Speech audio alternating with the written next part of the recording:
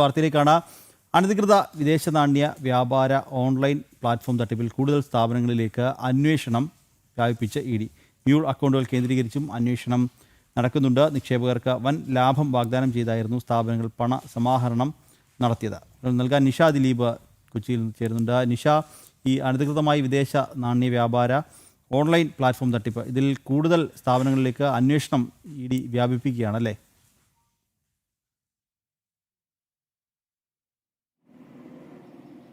തീർച്ചയായും നിഖിൽ, അങ്ങനെ തന്നെയാണ്. കാരണം അനധികൃത വിദേശ നാണ്യ വ്യാപാരത്തിലെ ഓൺലൈൻ പ്ലാറ്റ്ഫോമുകൾ ഇതിൽ കൂടുതലും പ്രവർത്തിക്കുന്നത് അനധികൃതമായാണ്.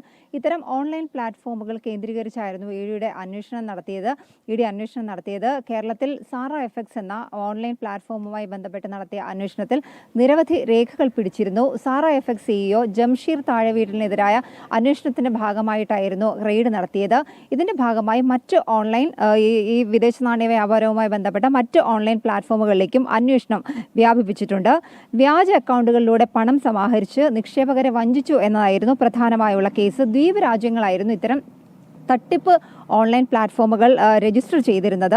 സൈപ്രസിലായിരുന്നു സാറ FX രജിസ്റ്റർ ചെയ്തിരുന്നത്. വിദേശ നാണ്യവും രൂപയും തമ്മിലുള്ള ലാഭ ഏറ്റക്കുറച്ചിലുകളെ ബന്ധപ്പെടുത്തിയായിരുന്നു ഇവരുടെ കച്ചവടം പ്രധാനമായും നടത്തിയിരുന്നത്. ഇതിനായി രാജ്യത്ത് നിന്ന് അനധികൃതമായി പണം പിരിച്ചെടുക്കുകയും ചെയ്തിരുന്നു. മ്യൂൾ അക്കൗണ്ടുകളുടെ ശൃംഖലയും ഇത്തരം തട്ടിപ്പിനായി തീർത്തിരുന്നു എന്നും ED അന്വേഷണത്തിൽ കണ്ടെത്തിയിട്ടുണ്ട്.